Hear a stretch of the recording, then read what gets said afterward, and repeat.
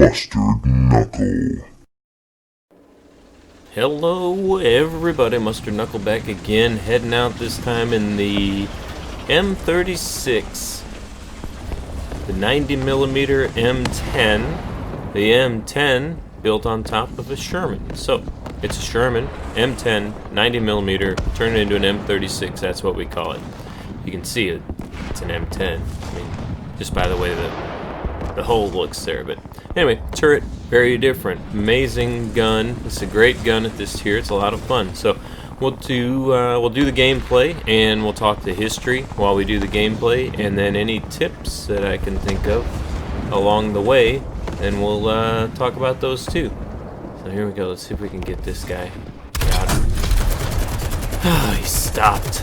Ay. Okay, well, guns will get him. Guns will get him. Just gotta get everybody individually. There we go. Golly, I was lucky. I can't believe he stopped. He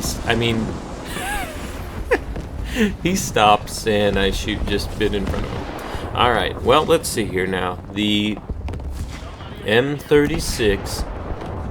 It does well in the game. It's fun, but you got to watch out that you don't get an airplane coming down on top. You see the top's open, so if they come down straight from on top, they're probably going to kill most of the guys in the tank. You're going to get stuck, and then a tank's going to roll up and kill you. And that's the end of that. This thing came about simply, we've talked about this before, but the tank doctrine, nice side shot. There was a tank doctrine back in, I don't know, the early 40s, I guess.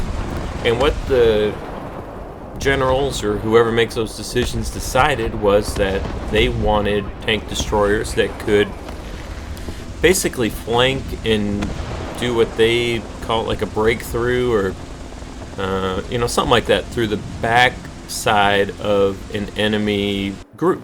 So the idea was that these guys would go in. I like this plane.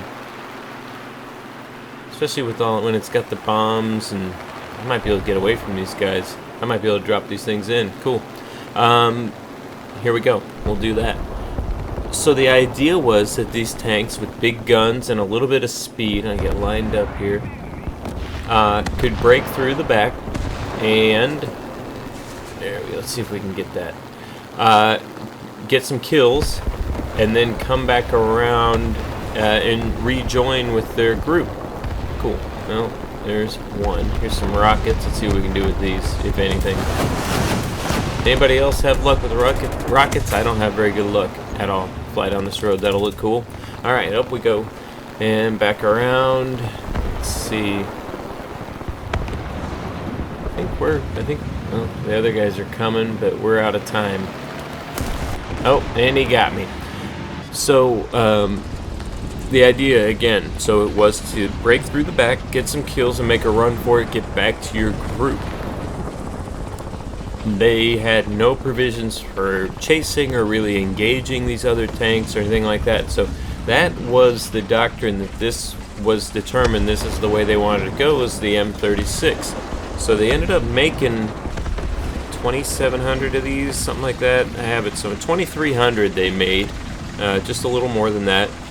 And they were made by, and this is one of the most interesting things back then, is who got involved. So General Motors and then two locomotive companies, they have experience with heavy steel and building things like that. Trying to get some cover here. If I can get cover on most sides, that'll make things much more, no, I thought they got them. That'll make things much more available because I don't have to watch all sides. If I can get the sides covered for the most part, I can't get a shot on any of these guys. Like I was saying though, General Motors and then two locomotive companies built these things, which is incredible because they just, all hands on deck, and they started making it in 44, so it's pretty close to the end, and they got 2,300 of them out, and these things stayed in service forever. I think some of them were in service all the way up until the 70s at least. Some of these were still in service, and a couple until the early 2000s, I guess, in China. So they had some use for it still, even all the way up until that point. Back in World War II, by the end of the war, this thing replaced all the M10s. So the M10 got a pretty serious upgrade with a powered turret and a bigger gun and all that kind of stuff. I mean, the powered turret, you can see how much faster it can move than the hand crank on the M10. The crews loved these things, and they had some really long shots. I think it was one that was over 4,000 yards that took out a Panther, and then there was another Panther at 4,600 yards. So times 3, 4,000 times 3, it's 12,000. That's 2 nautical miles. And then another 600, 800. That's another 1,800 feet, so another quarter. So 2.25 miles away, they could actually make a hit on another tank.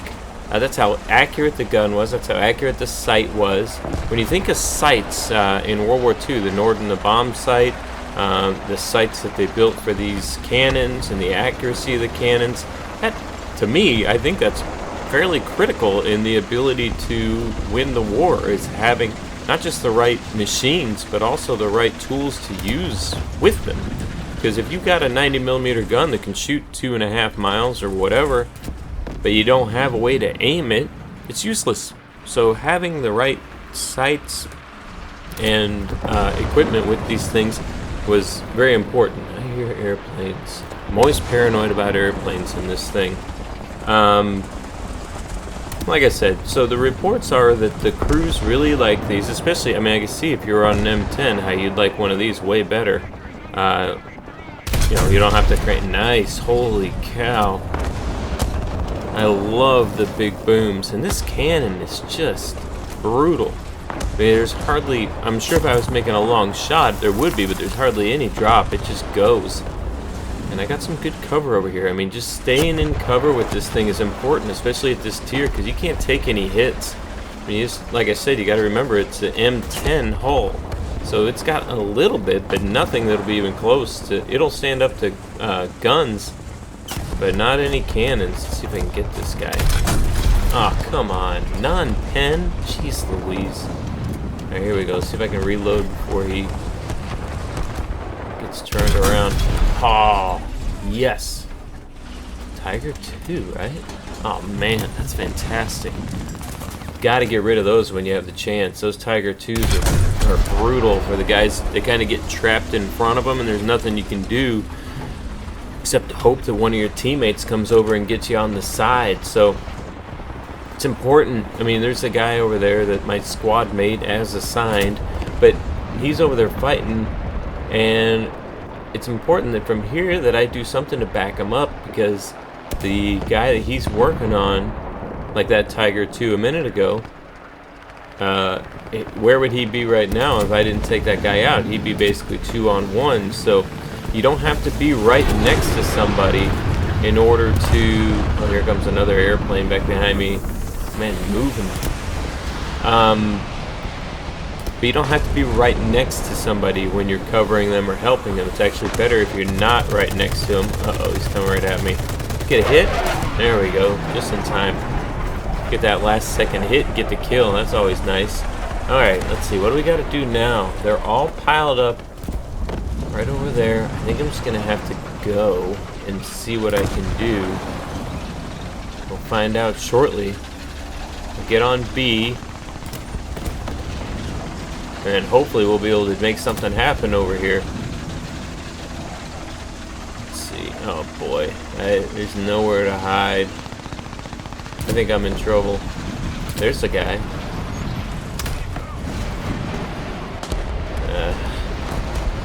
Okay. No. Yeah. Okay, well, this is a bad spot. I'm kind of stuck, so I just gotta hope for the best here. Trying to cap the one. Yeah. Oh, 2 of them back there.